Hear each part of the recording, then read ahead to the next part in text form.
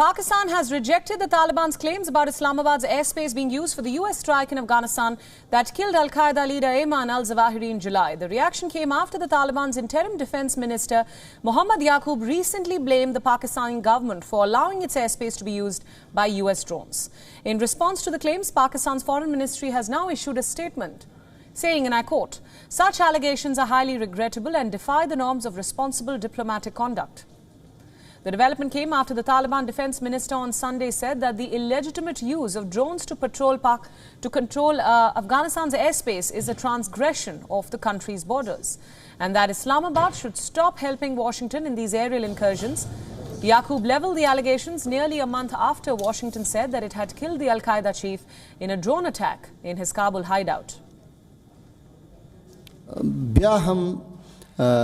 چې زموږ کوم معلومات دوی د پاکستان د لارې و افغانستان ته داخليږي او د پاکستان د فضایي حریم څخه استفاده کوي چې موږ د پاکستان څخه غوښتنه کوو چې خپل فضا زموږ په مقابل کې یا زموږ په خلاف استعمال نکړي.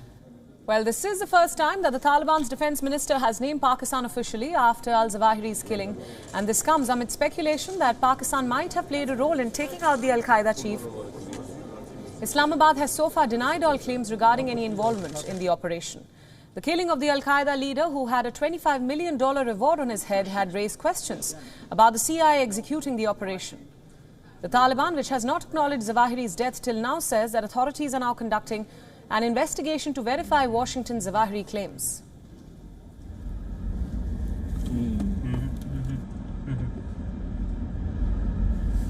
Meanwhile, the latest war of words between Pakistan and Taliban is also likely to fuel an already simmering border tensions between both the sides. Islamabad has repeatedly accused the hardline group of harboring terrorists from Pakistani Taliban or the TTP in its territory, while the Taliban government has denied these allegations and in turn has expressed its displeasure over Islamabad's plan of building a fence along its 2,700-kilometer border. For more insights, our Pakistan Bureau Chief Anas Mallick is joining us live from Islamabad. Anas, thanks for joining us. My first question, Pakistan has rejected the Taliban's claims about Islamabad's airspace being used for the US strike that killed the Al-Qaeda leader in July. What more can you tell us about this?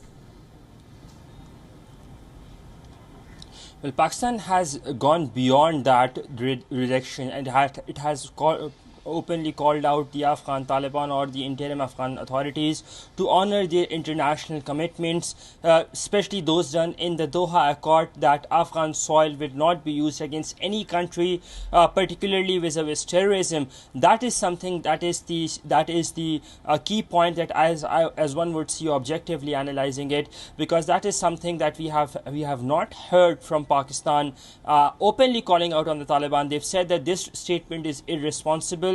It is against the diplomatic norms, and that it is in the absence of any evidence.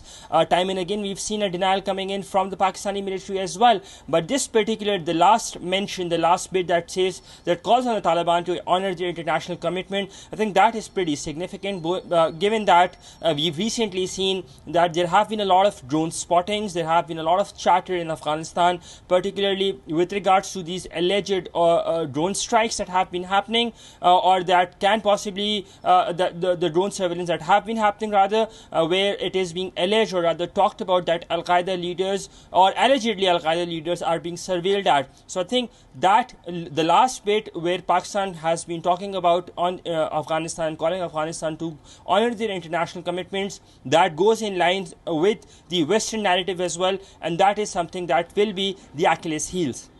Priyanka. Right, Anas, thanks so much for all those updates. Thanks for joining us on WION at this hour. WION World is now available in your country. Download the app now and get all the news updates on the move.